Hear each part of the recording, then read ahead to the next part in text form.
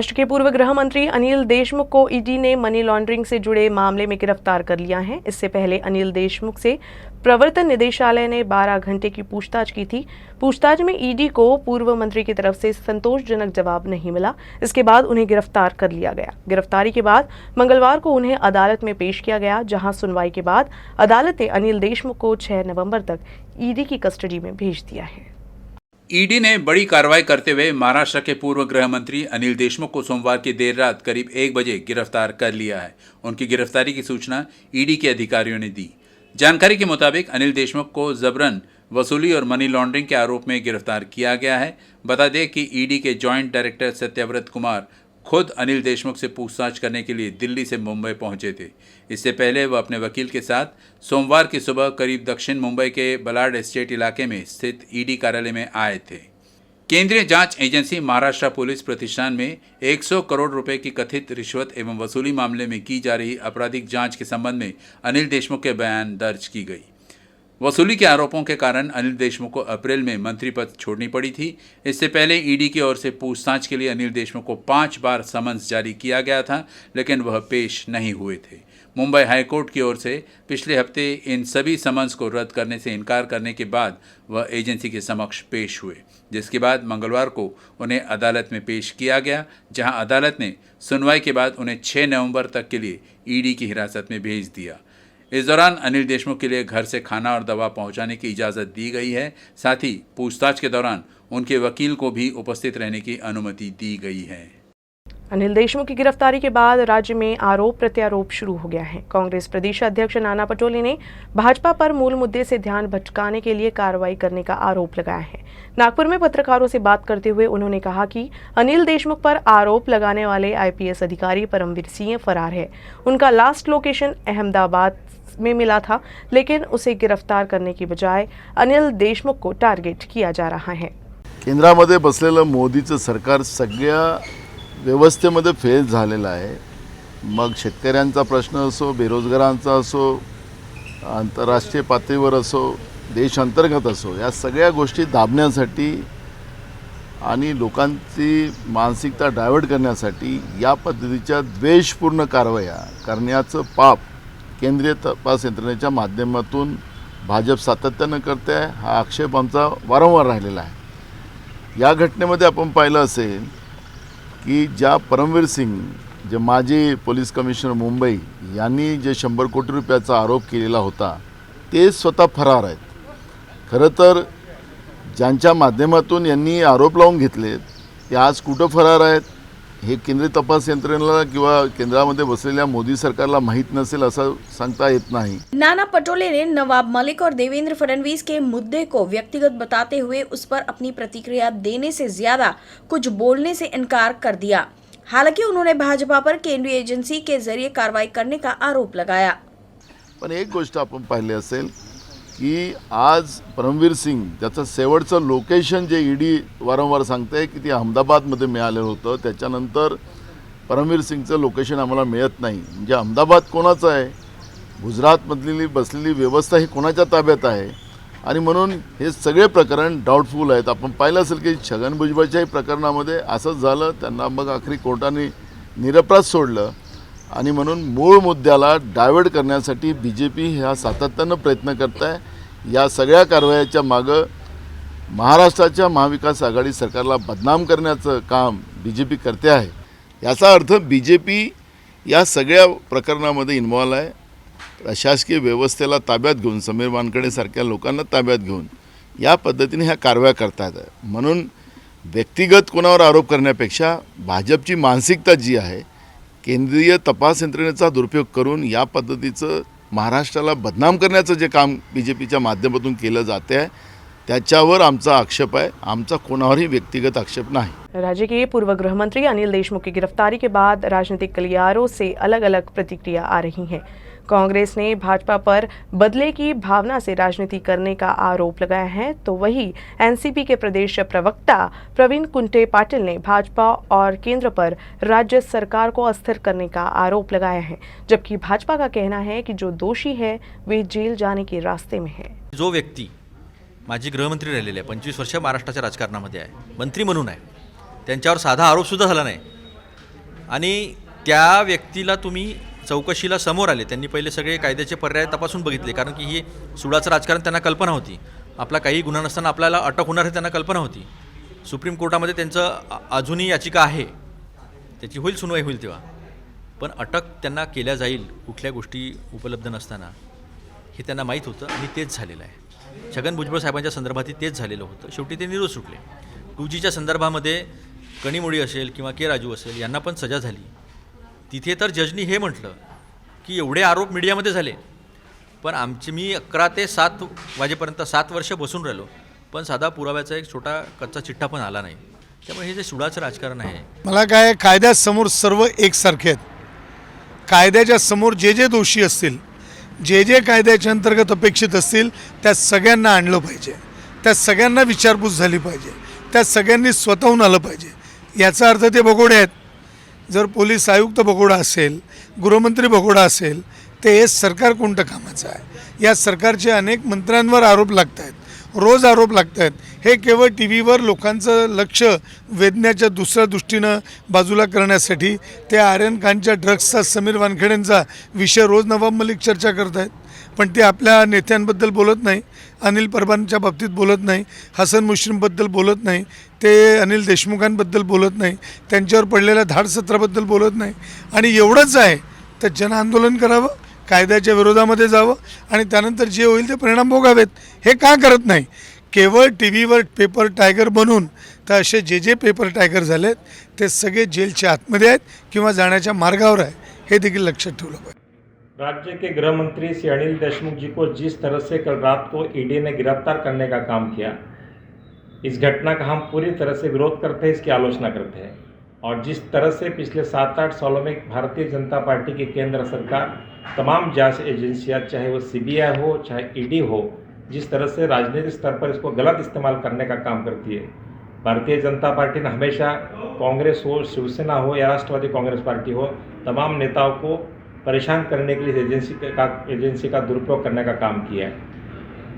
परमवीर सिंह जैसे एक भगोड़े पुलिस IPS ऑफिसर के शिकायत पर मामले को FIR लॉन्च करना और उसके बाद गिरफ्तारी करना, इस बात का साफ संकेत है कि कहीं न कहीं सरकार के खिलाफ साजिश चल रही है. इस सरकार को अस्थिर करने का प्रयास किया और जब से भारतीय जनता पार्टी के 105 विधायक चुनाव जीतने के बावजूद वे लोग महाराष्ट्र में सत्ता नहीं बना पाए, इस बात के मन में अभी भी कसक है और इस बात को अभी भी शायद वो लोग भूल नहीं पाए. इसका नतीजा मुझे लगता है आने वाले समय में राष्ट्रवादी कांग्रेस पार्टी जनता के बीच जाकर इन तमाम मामलों को उठाएगी और आने वाले समय में भारतीय जनता पार्टी को भी इसका खामियाजा भुगतना पड़ेगा.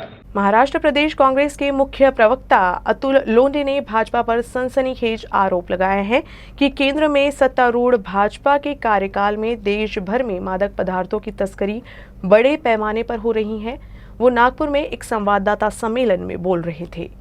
महाराष्ट्र का ड्रग्स मामला पूरे देश को ज्ञात है. एनसीबी ने मुंबई में एक क्रूज पर बड़ी मात्रा में ड्रग्स का उपयोग होने का आरोप लगाते हुए एक पार्टी पर छापामार कार्रवाई की. इस कार्रवाई में अभिनेता शाहरुख खान के बेटे आर्यन खान की गिरफ्तारी से पिछले 1 महीने से देश भर में ड्रग्स की ही चर्चा है. प्रदेश कांग्रेस के मुख्य प्रवक्ता अतुल लोंढे ने सनसनीखेज आरोप लगाते हुए कहा कि भाजपा नेता देश भर में नशीली दवाओं के मामले में शामिल है और भाजपा के संरक्षण में ड्रग्स का कारोबार किया जा रहा है. 21 सितंबर को गुजरात के मुंद्रा बंदरगाह पर 3000 किलोग्राम ड्रग्स जब्त किया गया था. हालांकि इस मामले पर ज्यादा चर्चा नहीं हुई है. राज्य के कराड़ में रविंद्र कदम के रूप में पंजीकृत एक कार गुजरात जाती है और वही कार एनसीबी में भी दिखाई देती है. साथ ही ड्रग्स मामले से संबंधित किरण गोसावी, मनीष भानुशाली के मुंद्रा बंदरगाह जाने का अतुल लोंढे ने आरोप लगाया. 22 सितंबर को किरण गोसाई, मनीष भानुशाली गुजरात में जाकर आते हैं. जो गाड़ी रविंद्र कदम के नाम की है वो गुजरात में भी ले जाने के लिए इस्तेमाल होती है और वही गाड़ी एनसीबी में इस्तेमाल होती है. सैम डिसूजा का कहना है कि 50 लाख की लेन देन उसी में हुई है. कोई 50 करोड़ कहता है, कोई 25 करोड़ कहता है, कोई 18 करोड़ कहता है.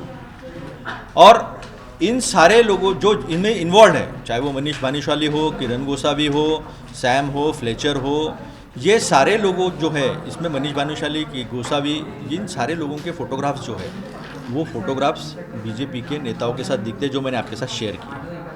साथ ही DRI ने मुंद्रा बंदरगाह पर कार्रवाई की थी, लेकिन फिर DRI द्वारा जांच हटाकर NIA को सौंप दी गई। इस कारण इतनी बड़ी मात्रा में ड्रग्स बरामद होने के बावजूद कोई कार्रवाई नहीं की गई।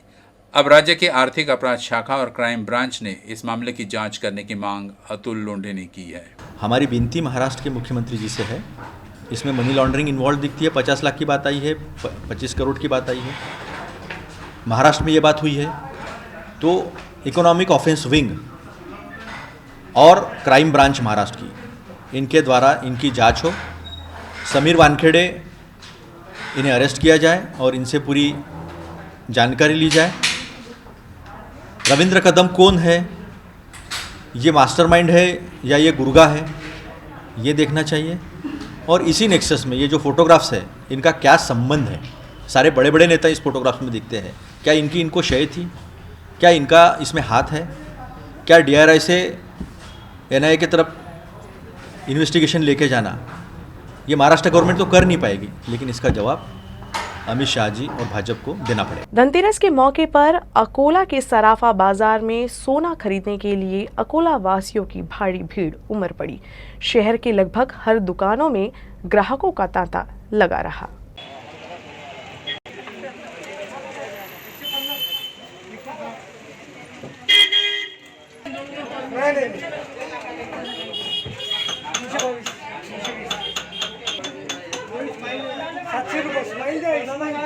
ये तस्वीरें अकोला शहर के सराफा दुकान की है।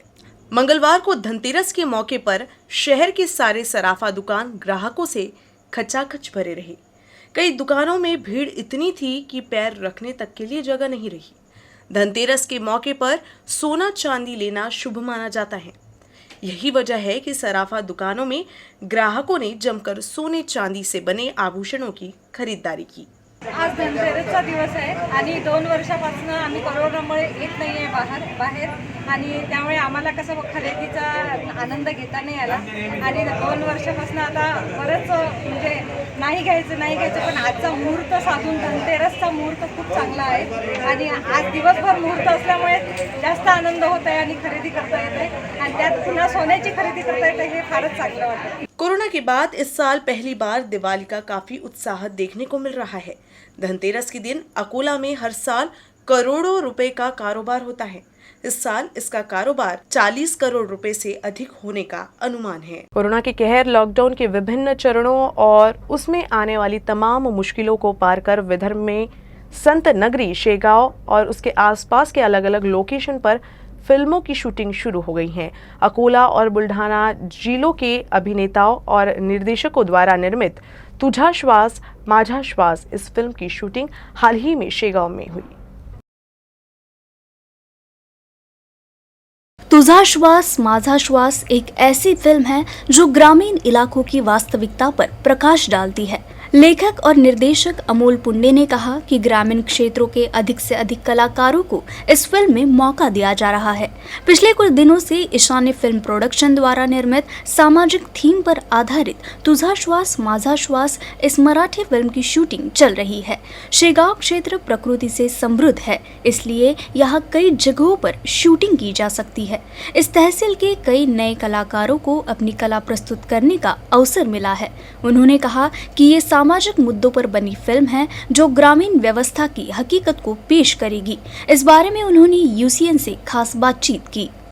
जनरली आपण बघतो की आपल्याकडचे जे कलाकार आहेत, जी काही टेक्निकल मंडळी आहे, त्यांना मुंबई पुणे या ठिकाणी जाण्याचं वेळ असतं, पण त्या गोष्टी त्या संधी आपण इथेही निर्माण करू शकतो हे आम्हाला या चित्रपटातून दाखवून द्यायचं आहे। चित्रपटाचं नाव आहे तुझा श्वास माझा श्वास आणि संदेश काय देणार हे तुम्ही चित्रपट प्रदर्शित झाल्यानंतरच बघावं अशी सर्वांना माझी विनंती आहे। आम्ही या चित्रपटासाठी शेगावातील काही स्थळं निवडलेली आहेत। गजानन महाराजांचा आशीर्वाद आणि या येथील लोकांच्या सहकार्यामुळे चांगल्या पद्धतीने काम चालू आहे आणि लवकरच इथचं चित्रीकरण संपवून आम्ही पुढच्या प्रवासासाठी निघणार आहोत। ग्रामीण क्षेत्रों में काफी लोगों में कला है। इस फिल्म के माध्यम से उस कला को सबके सामने लाने का मौका दिया जा रहा है। शेगांव का वातावरण बेहद ही लुभावना है, ये कहते हुए अपनी आने वाली फिल्म के बारे में कलाकार सायली देशमुख ने जानकारी दी। तुझा श्वास माझा श्वास या मूवीमध्ये मी काम करते। इथे जे सगळे डिरेक्टर, प्रोड्यूसर आणि ओव्हरऑल टीम आहे ती खूप छान आहे. सध्या आम्ही शेगावमध्ये शूट करतो आहे. इथे विदर्भात येऊन खूप छान वाटतं आहे. याच्या आधी मी MA इन थिएटर आर्ट्स केलेलं आहे, अकॅडमी ऑफ थिएटर आर्ट्स मुंबईमधनं. आणि त्याच्या आधी मी थिएटर करायची, म्हणजे राज्यनाट्य स्तरीय जे कॉम्पिटिशन होतात त्याच्यात मला पारितोषिकं आहेत. सध्याच मी एक स्टार प्रवाहावरती सिरियल केली आहे, फुलाला सुगंध मातीचा, आणि एक वेब सिरीज केली आहे, ती आत्ताच लवकरच दिवाळीनंतर तुमच्या भेटीला येईल. सध्या या पवित्र स्थानात शेगावच्या काम करून मला खूप छान वाटतं आहे. वातावरण पण खूप छान आहे, थोडी थंडी आहे, मजा येते काम करताना. शेगांव शहर के मोदी नगर, भूत बंगला परिसर, पंडित परिसर में पिछले कुछ दिनों से चल रही शूटिंग ने नागरिकों में जिज्ञासा निर्माण हो गई है. इस वजह से शूटिंग के दौरान काफी भीड़ देखने को मिल रही है. फहीम प्राथमिक स्कूल के शिक्षकों ने अपनी प्रलंबित मांगों को जल्द पूरा करने की मांग करते हुए अकोला के जिला परिषद कार्यालय के बाहर आंदोलन किया. प्राथमिक शिक्षक के प्रश्न पिछले कई वर्षों से प्रलंबित है. स्थानीय निकायों में कक्षा 1 से 8 तक की सभी छात्राओं को गणवेश, पिछड़ा वर्ग एवं BPL छात्राओं को 25 रुपए के स्थान पर 25 रुपए उपस्थित भत्ता दिया जाएगा. शिक्षक सेवक का मानधन 6,000 रुपए से बढ़ाकर 25,000 रुपए करने, 7वां वेतन आयोग लागू करने और पुरानी पेंशन योजना को फिर से लागू करने की मांग की जा रही है.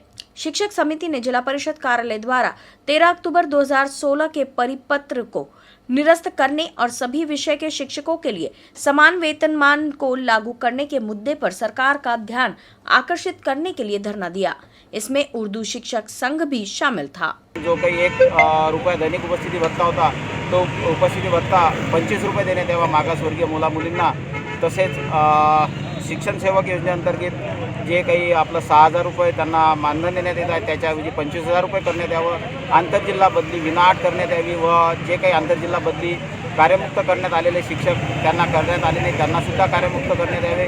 तसेच विद्यार्थ्यांच्या शिक्षकांच्या पदोन्नत्या, राज्यातील शिक्षकांच्या प्रत्येक जिल्ह्यात पदोन्नत्या रखडलेल्या आहेत अनेक वर्षापासून, त्या पदोन्नत्या ताबडतोब करण्यात याव्या व शिक्षकांचे दरमहा, वेतन आणि जे काही प्रलंबित प्रश्न असतील त्याकरिता आम्ही आज जिल्हाधिकारी कार्यालय, राज्यातील प्रत्येक जिल्हाधिकारी कार्यालय शिक्षक समितीच्या वतीने आज धरणे आंदोलन देण्यात येत आहे. दिवाली का त्योहार सभी के लिए खुशी और समृद्धि लेकर आता है. दिवाली पर मिलने वाले हर एक वस्तु का अपना महत्व है, लेकिन अब समय के बदलने के साथ साथ कुछ परंपराएं भी बदलने लगी हैं.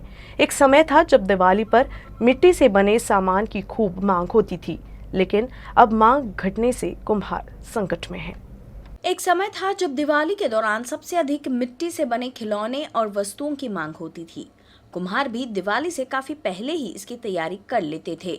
चाक पर कुम्हार गिली मिट्टी से एक से बढ़कर एक आकर्षक वस्तु बनाते थे.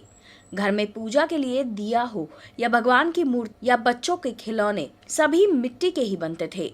लेकिन अब समय बदल गया और मिट्टी के खिलौनों की जगह प्लास्टिक और अन्य सामग्री से तैयार वस्तुओं ने जगह ले ली.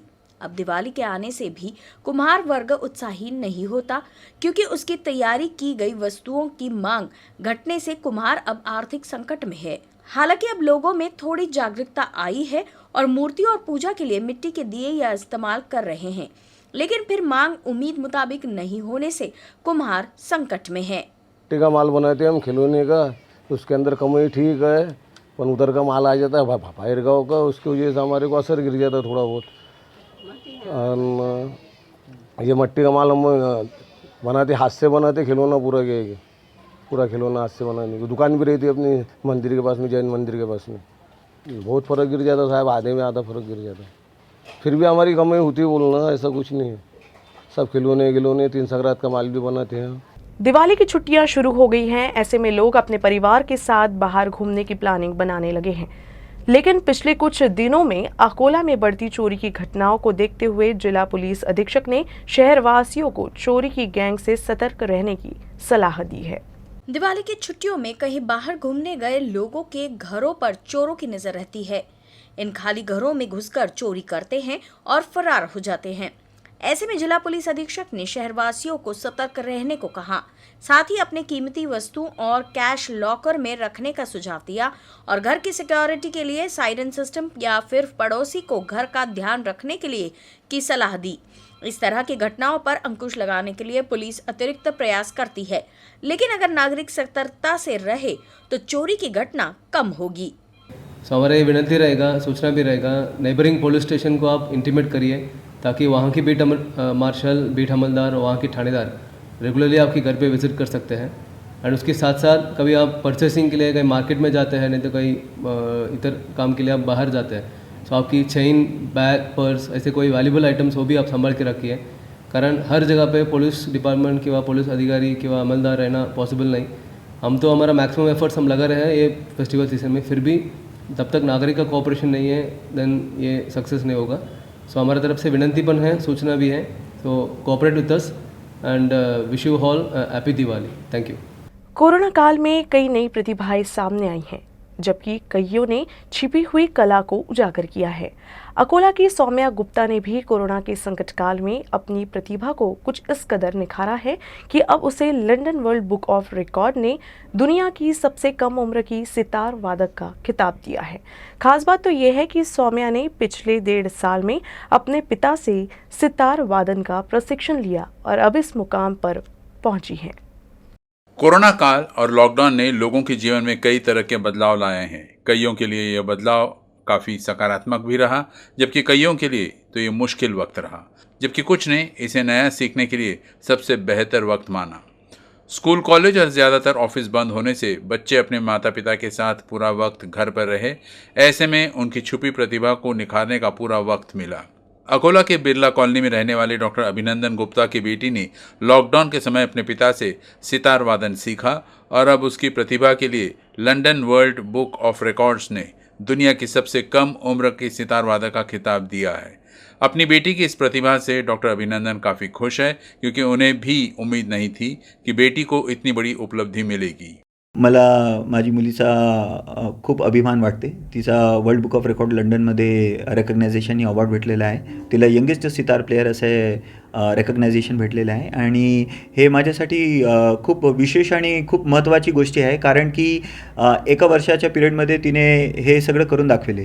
हे कोई नॉर्मल गोष्टी नाही आणि तिला चाइल्ड प्रॉडिगी म्हणून रेकग्नायझेशन आता झालं आहे आणि हे माझ्यासाठी, मी गुरु असूनही, मला सितारचा गुरु असूनही मला हे खूप अभिमान वाटते की माझी मुली इतकं चांगले प्रमाणे शहराचा आणि राज्याचा नाव रोशन करू शकते।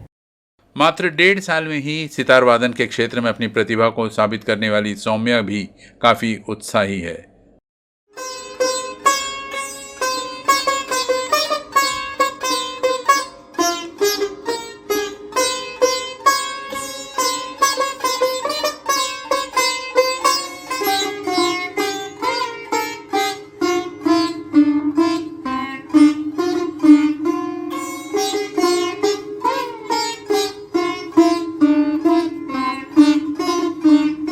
डेढ़ साल से लॉकडाउन था तो ऑनलाइन क्लासेस थी, तो पापा भी घर में रहते थे, तो पापा सितार बजाते थे, तो मेरा भी मन हो गया। मैंने पापा को बोली तो पापा ने मेरे को ला के दिए लास्ट बर्थडे में। फिर 1 साल में मैंने सितार सीखी और पापा ही मेरे सितार के गुरु हैं और पापा और मेरे को अच्छा लगता है एक साथ सितार बजाना। सितार तो बजाऊंगी, साथ में डॉक्टर भी बनूंगी ताकि कोरोना का इलाज कर सकूं। न्यूज़ रूम से बस इतना ही। खबरों का सिलसिला यूं ही चलता रहेगा। आप देखते रहिएगा UCN न्यूज़। नमस्कार।